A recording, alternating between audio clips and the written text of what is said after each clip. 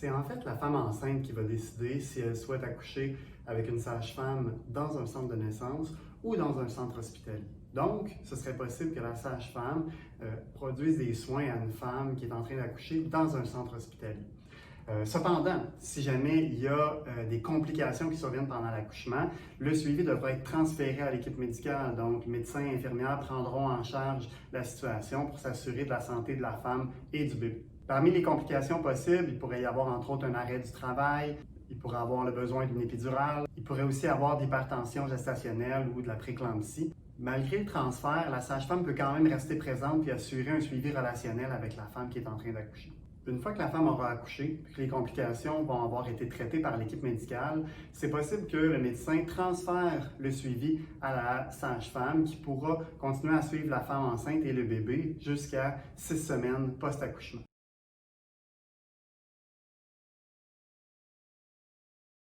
Dans le domaine de la réadaptation physique, il y a de nombreux professionnels qui peuvent intervenir. Alors, j'en ai identifié quelques-uns ici au tableau. La majorité d'entre eux vont avoir un rôle à jouer en termes de thérapie manuelle, à l'exception du kiné, qui est une exception un peu particulière que je vais laisser de côté pour l'instant. La distinction majeure qu'on va retrouver, c'est que le physiothérapeute et le chiropraticien sont les deux seuls professionnels, membres d'un autre professionnel, qui ont une formation universitaire qui est standardisée. L'ostéopathe est un peu particulier, ça se passe dans des écoles privées, c'est quand même relativement reconnu au Québec, mais ça n'a pas nécessairement une formation qui est standardisée avec un ordre professionnel qui les chapeaute. Le fait qu'il y ait un ordre professionnel qui encadre certaines professions comme les physiothérapeutes et les ergothérapeutes, ça leur donne le droit d'avoir certains actes réservés, également d'avoir un ordre qui protège le public et d'avoir une profession qui est davantage réglementée.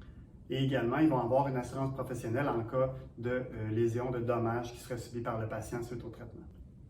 Pour être un petit peu plus précis, le chiropraticien aurait un rôle à jouer pour le diagnostic neuromusculo-squelettique. Alors, il peut s'intéresser au corps en entier, mais il y a une spécialité un peu plus grande pour la colonne vertébrale. Également, le chiropraticien peut prodiguer des examens radiologiques et les interpréter, ce qui est une particularité en soi en dehors du monde médical. Le physiothérapeute va avoir un champ d'action qui est relativement similaire au chiropraticien, avec une petite particularité intéressante, c'est qu'il peut s'intéresser également à la fonction cardio-respiratoire pour faire par exemple de la réadaptation du système respiratoire. Petite particularité également par rapport au kiné.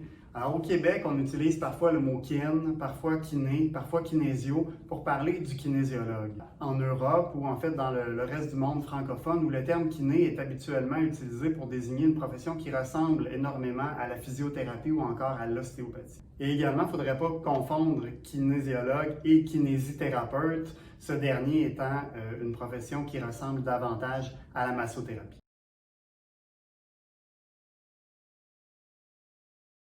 Les trois professions identifiées ont en fait la capacité de traiter certaines affections locales du pied.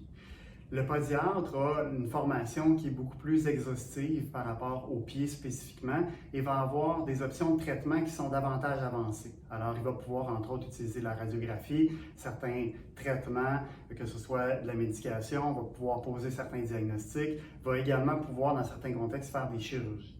L'infirmière peut également traiter des affections locales du pied, donc ça prend une attestation supplémentaire à la formation de base d'infirmière pour être en mesure d'avoir cette certification-là supplémentaire et pouvoir faire ces traitements. Elle va réaliser principalement des soins de confort, alors elle va s'occuper d'arranger les ongles épais par exemple ou qui sont endommagés. Elle pourrait également faire certains soins de plaies au niveau des pieds et elle pourrait également s'occuper à enlever la corde.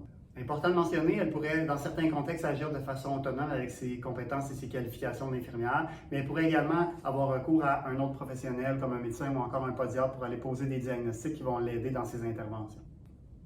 Ce qu'on doit comprendre pour le podologue, c'est que ce n'est pas une profession qui est reconnue au Québec. Alors, ça vient davantage de l'Europe. Au Québec, ça existe quand même ce titre-là, mais c'est malheureusement une profession qui n'a pas une grande valeur scientifique, là, si je peux me permettre. Alors, c'est des gens qui vont avoir un secondaire 5 de compléter une attestation de 180 heures pour pouvoir porter le titre. Donc, leur champ d'intervention va être vraiment très restreint.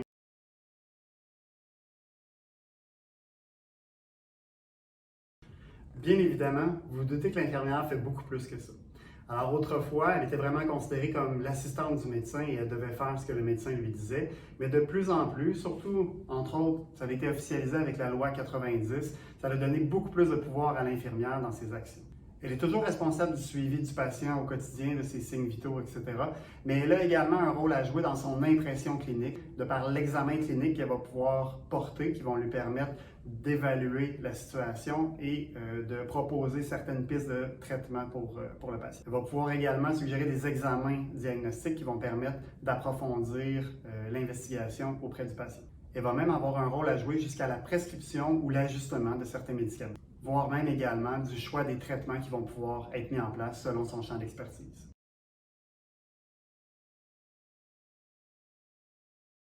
L'orthophoniste en fait un rôle qui est très large. Elle va traiter par exemple les troubles du langage comme la dysphasie ou la dyslexie, ou encore de la communication comme l'autisme ou la déficience intellectuelle. Elle pourrait même également traiter les problèmes liés à la parole comme le bégaiement ou encore sur la voix, comme des gens qui auraient par exemple des nodules sur les cordes vocales ou qui auraient un cancer de la gorge. Également, autre rôle qu'elle pourrait avoir, c'est en lien avec la déglutition, donc des gens qui auraient de la difficulté à avaler suite à une maladie, à un AVC par exemple, ou à une maladie dégénérative. Plus spécifiquement en lien avec la dysphagie, l'orthophoniste pourrait assurément jouer un rôle, tout comme l'ergothérapeute et la nutritionniste. Donc, c'est trois professionnels qui devraient travailler ensemble pour aller chercher l'expertise de chacune des professions pour être en mesure d'offrir le meilleur plan de traitement possible pour le patient. Donc, le rôle de l'orthophoniste pourrait être bien au-delà de ce qu'elle pourrait faire avec un enfant, mais elle pourrait également traiter des personnes adultes et des personnes âgées. Et là, ça, c'est des services qui se développent de plus en plus actuellement.